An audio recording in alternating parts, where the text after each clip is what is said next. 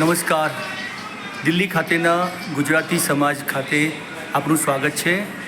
આ એક વર્ષ પહેલાં એટલે કે 1 મે 2025ના રોજ પન્નાબેન રસિકલાલ હેમાની લાઇબ્રેરી ગુજરાતીઓ માટે, ખાસ કરીને દિલ્હીમાં વસતા ગુજરાતીઓ માટે ઉદ્ઘાટન કરવામાં આવ્યું હતું. તેની મુલાકાતે લઈ જઈએ છીએ.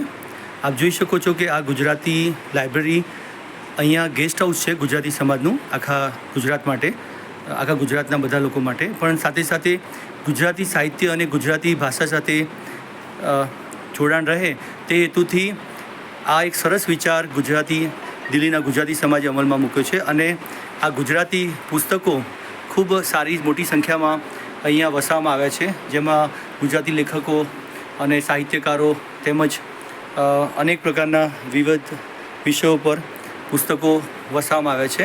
અને બેઠક વ્યવસ્થા પણ સરસ છે. આ દિલ્હી ગુજરાતી સમાજનું નજરાણું છે અને આ પુસ્તકાલયનો ઉદ્દેશ્ય ગુજરાતી સમાજને સાહિત્ય તેમજ સંસ્કાર સાથે જોડી રાખવાનો, પુસ્તકો સાથે જોડી રાખવાનો છે. આપ જોઈ શકો છો કે અહીંયા સરસ વાક્યો પણ લખવામાં આવ્યા છે. પુસ્તકો સ્વચ્છતા શીખવે છે, આપણે એમને સ્વચ્છ રાખીએ, પુસ્તકો વાંચીએ અને એમની વ્યવસ્થા પણ જાળવીએ. પુસ્તકાલયમાં આપનું સ્વાગત છે. તો આ બધા જે પણ સગવડ છે એ ગુજરાતી સમાજ વડે અહીંયા આવતા ગેસ્ટ હાઉસના યાત્રિકો માટે પણ રાખી છે. અને જોડે જોડે આ યાત્રિકો ગુજરાતી પુસ્તકો વાંચે એમના ફ્રી ટાઈમમાં, બાળકો માટે પણ, રમતગમત માટે પણ નવી સગવડ ઊભી કરવામાં આવી છે. આપ જોઈ શકો છો. તો આ ગેસ્ટ હાઉસ છે પરંતુ ગુજરાતીઓ માટેનું, પરંતુ આ પુસ્તકાલય ખૂબ સરસ રીતે બનાવવામાં આવ્યું છે. અને આમાં એક નિયમ એ પણ છે કે ગુજરાતીઓ આ પુસ્તકાલયનો ઉપયોગ કરી શકે છે.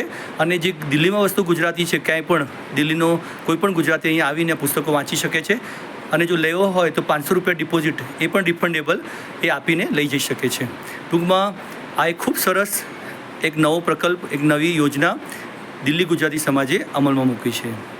દિલ્હીથી નીરવ જોશી, નવી દિલ્હી.